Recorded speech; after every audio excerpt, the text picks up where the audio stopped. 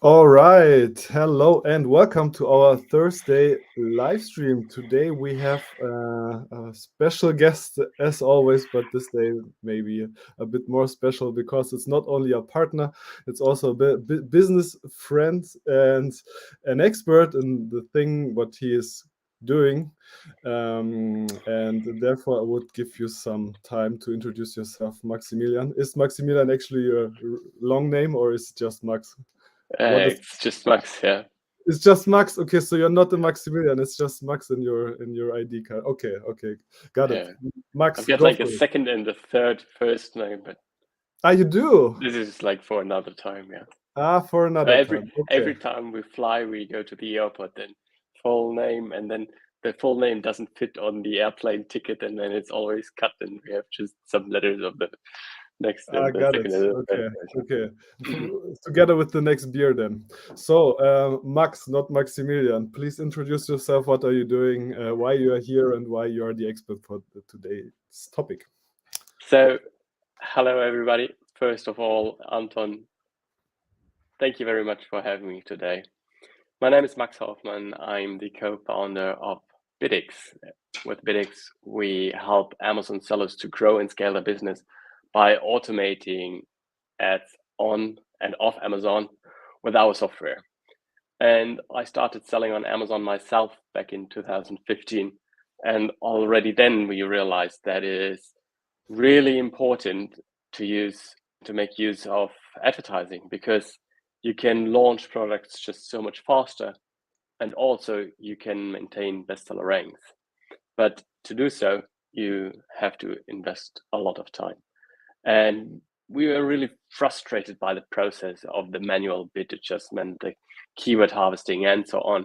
And we thought there must be an easier way, like there is like for Google or for Facebook. But we looked around, and at that time there was none. So we thought, okay, maybe it might be an opportunity to build something. So in university, I met my co-founder Nadine, and she studied computer science. And I told her about my problems, and then she said, "Okay, let's start to build a software." And we realized that the reason why there was no software out yet was that Amazon did not release any APIs, so it was not possible for third-party players at that time to do something. But we reached out to Amazon, and they told us that it is a closed beta available with invite only, and we could join there.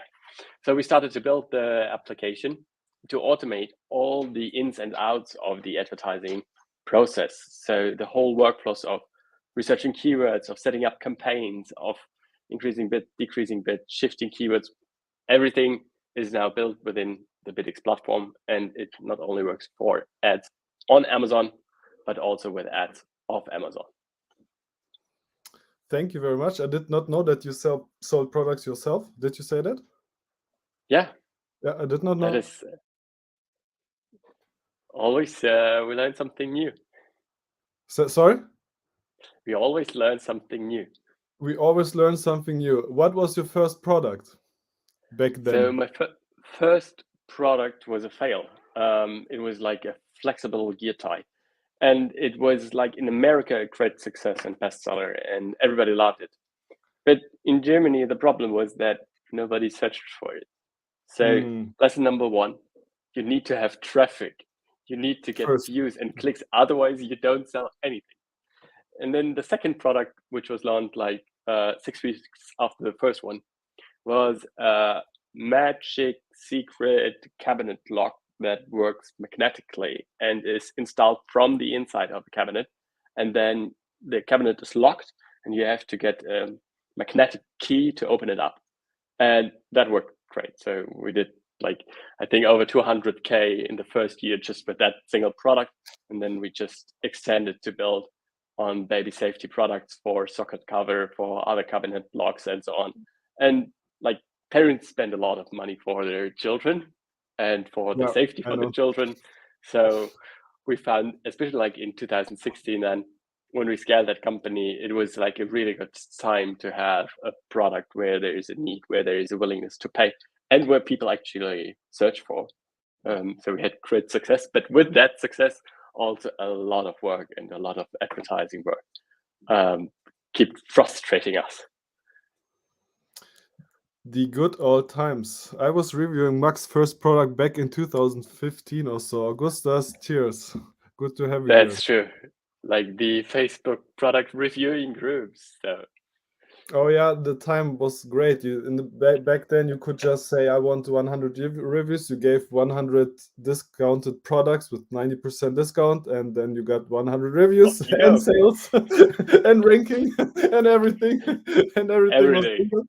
But things change, and we need to adapt. And the people who can adapt, they will be successful in the future as well. So every good presentation starts with a motivation, and I think in the PPC area, the motivation is pretty straightforward. But maybe some words from you about why doing PPC is so important, and what would you say will the future of PPC look like? Yeah. So Jeff Bezos just announced last year in a letter to shareholders that 1/3 of all purchases on Amazon happen within 3 minutes, and half of the purchases happen within 50 minutes. So you have, as a seller, a very short time from a customer is looking up for a specific search term or a product to the customer actually buys that product. And when you go to Amazon nowadays, you find out that above the fold everything, then you scroll in between some and below, they are all sponsored advertisements, sponsored products, sponsored brands, sponsored display, Amazon DSP. So Amazon has become a pay-to-play platform where sellers need to advertise to get that visibility. Otherwise, they are like on the second, third, fifth page, and like only a couple of percent is going there. And also on product detail pages. You can optimize your product detail page with rich images, videos, A+ content, whatsoever. But still, you have like 50 other competitor listings or in general listings on that page. And if you don't make sure that you cross and upsell your own ASINs, then your customers might be gone. And then a customer where you just paid $3 for a click to get them on your product detail page is gone and is going with a competitor's product, which is perhaps just $2 less expensive or whatsoever. So it has become like a really important part of most Amazon sellers' business. And also, in fact, that we see that in Germany, for instance, or in Europe, a good figure is that 1/3 of the total sales is paid sales.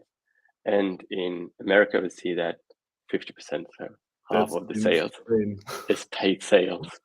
And that really shows that Amazon is not cutting just a share of your sales with the selling fees, but also like a much bigger share with the advertising. And Amazon just grew this business. When we started, it was like 1.5 billion annually revenues with advertising, and last year they did over 31 billion, I think.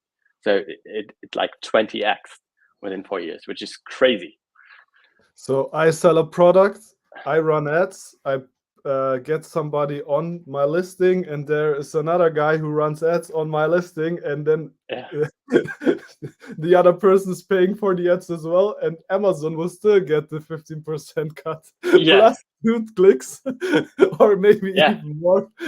Yeah, that sounds like a good like a good business model. We also have like a space market. We thought like, okay, when it's going like crazy, we also should advertise, pay PPC to get on the first page and blah. Of course, I'm just kidding. But thank you very much for this introduction. Yeah, maybe some words from my side why we're talking today. So we will to this week or early next week announce a big partnership between SpaceGoats and BidX. What means that customers of SpaceGoats can use BidX in the SpaceGoats world. And why we came up with this, maybe a little motivation from our side. So what our customers mostly want to do is to have full control of their business.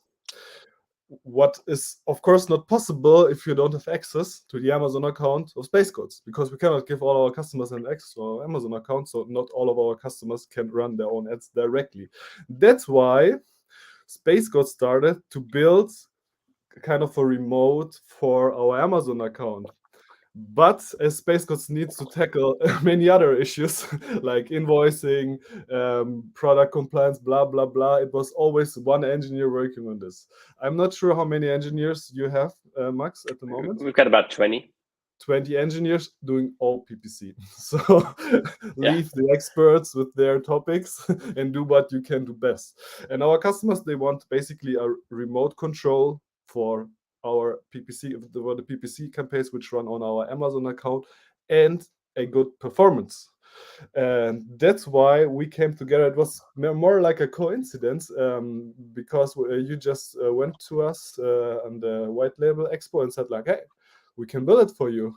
It's a custom solution and different pricing, blah blah, but we can build it for you. And it was like, okay, it saves so much time for us, it saves so much time for the customer, it reduces the frustration and increases the performance. So it's just a no-brainer to do that.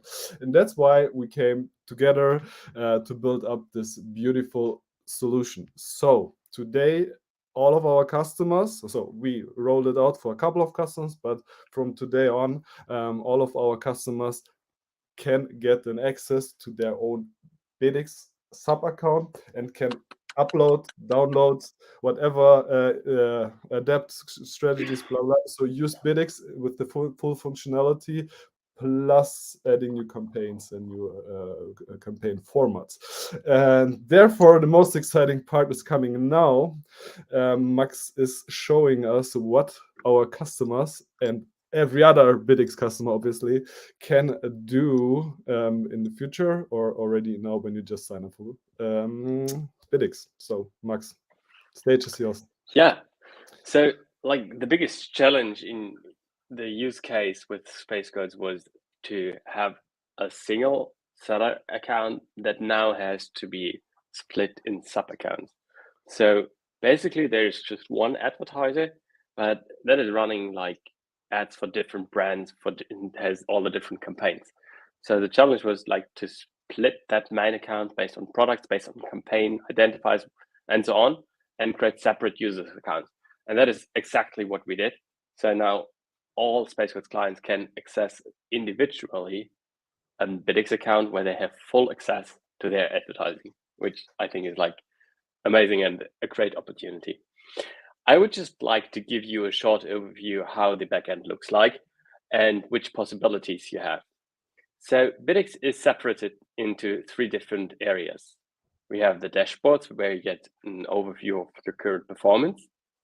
We have the management where you do all the automation. And we have the Discover tab, which is kind of a replica of the advertising console.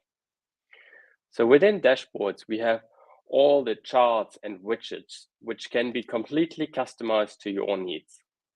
We have scorecards, which shows you like the past performance on a daily basis. We have bar charts, we have donut charts, we have all the different chart types, and you can completely customize them. So you can easily add a new chart. And let's, for instance, have a look if I just launched a new product. Then I would like to see, for instance, not how's my ACOS and how's my performance going in general, because this is much too early. I'm rather interested in my clicks and perhaps my click-through rate. So to see if I'm getting traction. And I can now already, when I create a chart, filter that based on marketplace, ASIN, portfolio campaign. So for instance, select a specific ASIN that I'm just about to launch, save that, and now it would allocate all the data to exactly that product. And One question. Product that is, yes. It aggregates all marketplaces. So in that case, it aggregates on all marketplaces, but you can just select another criteria, select the marketplace, and then you can do it just for Germany, for instance.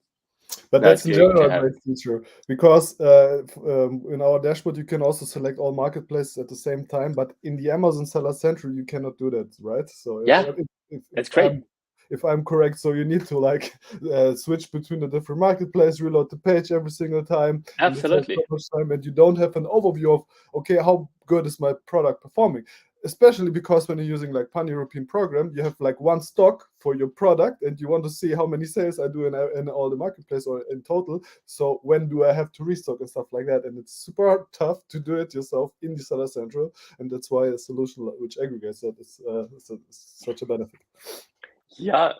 So to get this overview, but also to get this customization. So for instance, if you now have a product that is already running for a couple of month, then you can just select a 90-day frame, and then like on a daily basis you can't really identify, but then you can just switch on a weekly trend, and now you can see like how is this evolving over like 90 days, and you can just create the custom charts for you, and then you just log into the dashboards within BidX, and then you get all the information you need, and you can see the trends and how you are performing. And you can of course also just filter the whole dashboard temporary on a date basis or on the filters that we just showed you, and you can create as many dashboards as you like. So just create a new dashboard, and then you can completely do it for the one product portfolio, for the next product portfolio, and you can also easily export the whole dashboard so that you can, for instance, print it as PDF or share it with others whatsoever. Did you gather data about which kind of dashboard is used the most, maybe for like a best practice for the people which are watching the video? So what you see at the moment is like the default dashboard, and many customers are very happy with the default dashboard already. So that one is the one that is used the most. But other than that, we could look it up, like which chart type is like the most prominent, which is used the most. We could look it up and we could provide the data for you. Great. And what is also important to say is that, yes, we are like an advertising platform, but we do not cover only like the paid sales, but we also take care of your total sales. So we pull in all the organic sales that you have as well. And this enables us to calculate as not only an ACOS, but also a total ACOS, and also do the whole automation based on that total ACOS or target. That's super exciting because right now we are doing audits, like potential analysis for customers or for potential customers. And if you calculate the unit economics, you have to know all the expenses, and it's super tough to tell from the ACOS what part of your total, like what part of the unit economics will be for advertising. That's why this number of this ACOS is so good to know just for your own financial planning. It's super good. But I don't want to blame anybody or make conspiracies here, but I'm not sure if Amazon wants you to know that like in an easy way, because of the obvious reasons what we discussed in the first place, that Amazon makes a lot of money with advertising and and sales. So I'm not sure if it's on purpose. As I said, no conspiracies here.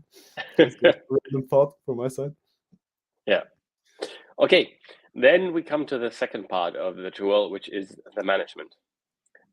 At the moment, it is called the product management, and it shows you the product that you are selling in all the different marketplaces. And the product management is mainly used to check that you have a complete structure for your whole account. So for instance, over here, we see that there's just one campaign, which is like an auto campaign.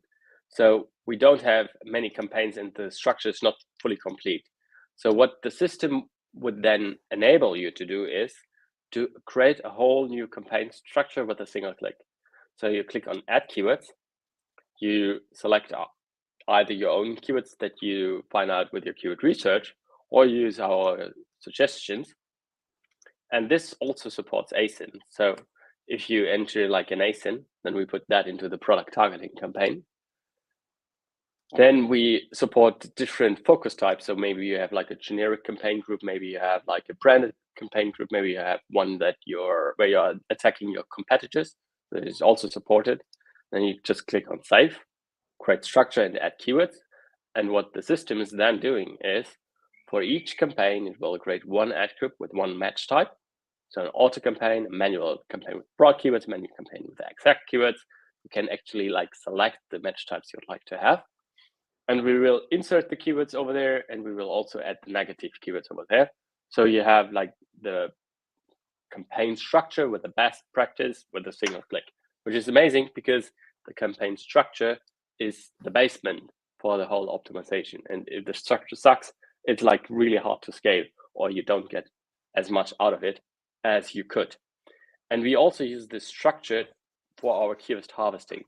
So the system automatically recognizes which campaign belongs to which product, and then it moves search terms from the auto campaign to the broad campaign as broad keyword, to the exact campaign as exact keyword, and it also excludes, so it creates negative keywords in the broad as well in the auto campaign, and also moves ASIN to the broad campaign and adds them as negative.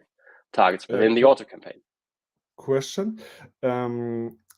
Because there are differences between different tools, and I know that you guys are using a rule-based automation. Am I correct? We have two different approaches. One is like the algorithm, where you just enter the TACOS or ICOS.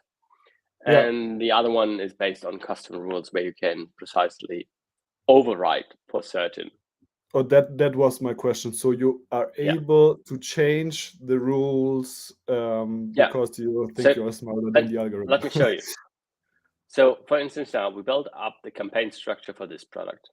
Let's go to automation and rules, where we now have the possibility to automate all the campaigns that we just set up. Click on new automation. And then, for instance, we just had this product called Easy Cover. So let's find all the campaigns that contain Easy Cover. The system found 29 campaigns. And now we, for instance, have a target ACOS of 20%. Or we can also switch that and have like a total ACOS of, let's say, 8%. And the next step, we choose an automation intensity. This tells the system how quick it should react to changes.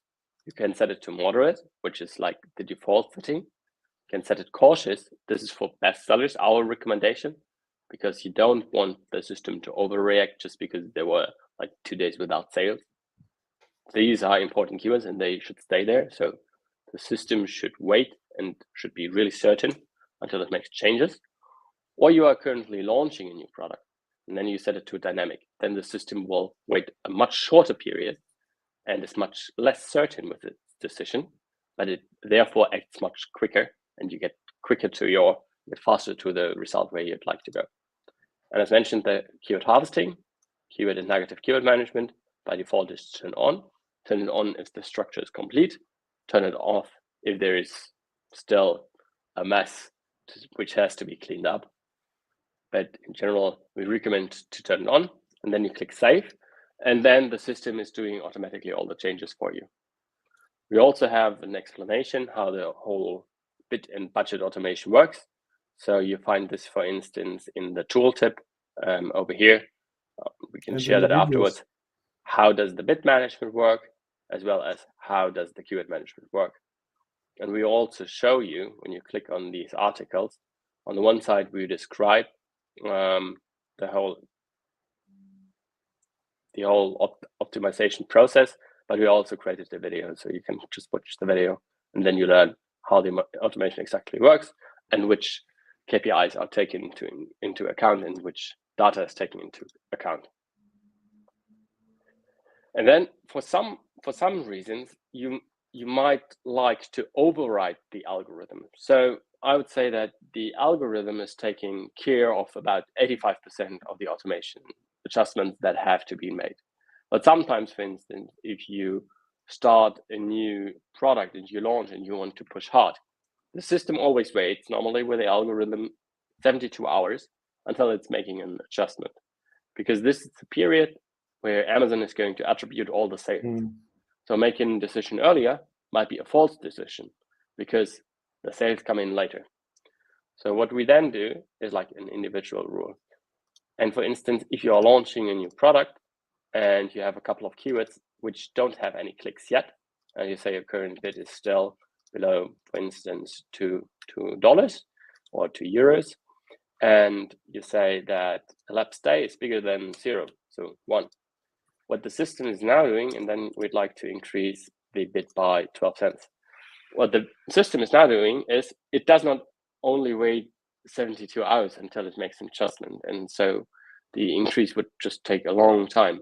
What the system is doing now is it checks every 24 hours if there are any clicks. If there aren't any clicks, then it will step by step increase the bid, 12 cents increment, until it reached like $2. And this enables you like to get to $2, even if you just started with 20 cents, you'll get there in a couple of days, and then you know for which keywords do you get impression and click and so on, and where don't you. And then you can check them and you can circle back to your listing and you can see, are the keywords relevant? Are they positioned correctly in the listing, or do I have to make some adjustments? Or is it a keyword that is too competitive where I don't get displayed with that bit, and it might be necessary to increase it even more. Do you have recommended strategies which you can just pick? For example, I want to have a profitable PPC campaign set up. For example, I want to launch my product. Can I just pick launch product setup and then everything happens automatically? Is it also possible? So what we do have is like on product basis. So if you, for instance, launch a product in France, then you are able to also enter your production costs and VAT you are paying in France. Then the system is going to automatically calculate the profit, and that is telling you what is your break-even ACOS. And then you are also able just to set it, for instance, to a break-even ACOS, or to set it to like a promote ACOS, which then is just pushing a little bit harder, or to set it like to a profitable ACOS, where it goes below the one that is break-even for you. So this was not made up. It was just a random question which came to my mind, and you have it. And because the second question was if you can do break-even strategies automatically, and I wanted to recommend you as a feature, but you have it already. So that's great. Even better. It's even better. Okay. Okay. Yeah. And the last part is the discover area, where you get an overview of all the different countries where you're selling in. Again, you don't get that in the advertising console, but you have to switch countries. And as soon as you click on a country, you get all the campaigns, and then you can click on the campaign, you see the ad groups, you click on the ad groups, you see the targets, and you can even click on the target and you see the search terms. You can export them, you can rename all your campaigns, you can change budgets, whatsoever. You can do that. Everything what you would have done in the advertising console over here, you can do that right from BidX. Great. Last question for BidX, about BidX itself and the tool. If you are finished with your presentation, Max. For the moment, yes, I am. Great. Am I correct that you provide a managed service as well? So for managed services, we regularly have our agency partners. Okay. For vendors or some bigger sellers, we find them that they want to work primarily in-house. They don't want to have an external agency, and they want to use their own software. And therefore, we offer some managed services where we offer additional services regarding strategic consultancy whatsoever, and to support them to get the most out of the tour. Great. So if somebody's interested, we post the link in the comments below. Just go for it, explore it. I guess you have a trial period, right? So for all customers who are not a customer of SPACEGOATS yet, who will receive it, you can go to bidx.io and you can register for free. We offer a 14-day free trial, and you can test the whole tool 14 days for free. I would highly recommend it. We don't need any credit card information. It ends automatically, just the email address and a password, and then you link your Amazon account and we pull in all the data. It takes like 30 minutes to 2 hours, depending on the amount of data, and then you're good to go. Thank you very much, Max, for the presentation. To wrap it up, I have two personal questions. One of them is also always random, and one of them is always the same. If you saw a stream from the past, you might know the last one. But first of all, if you could choose a superpower, Max, which one would it be and why? I think it would be beaming, like beaming, changing location immediately, because like we are launching now our US office and US operation, and like pain in the ass traveling back and forth. And if I could beam, I could skip the jet, like I could sleep every night at home, and I could work in that time. So I probably would choose that if that is possible. We had this conversation in our house, I remember, and I also picked beam. I always would pick the same, but maybe it's because we have basically the same positions in our companies, right? That's kind of this. Okay, this reason. Okay, and the last question. Not success story. That's one life lesson. One life lesson from entrepreneur to entrepreneur. What would you give to the audience here? So as we grow our company, we see how important it is to focus on the team, to have a strong communication, to have strong system and process established, to make it as easy as possible for new team members to join, and to make sure that the team is working as efficient as possible. So I would focus on a really strong team of A players, only have A players in your team, and have like really good communication guidelines to reduce the amount of miscommunication to a really low level, because that costs just so much resources in terms of time, in terms of money, and so on. I would definitely go with it. It's already said. All right. Thank you very much, Max, for your time, for your great presentation, your great mood, and that you built with your team such a great feature for our customers. And therefore, I would wrap it up and say thank you to the audience. I wish you all a great weekend. My name is Anton Hermann, and the last words are always for the guest. So, Anton, thank you very much. I'm really excited for the partnership, and I'm really looking forward. And I'm really excited to see what we can build together, what requests we get from your customers, and to help them, to help you grow and scale this further. Cheers.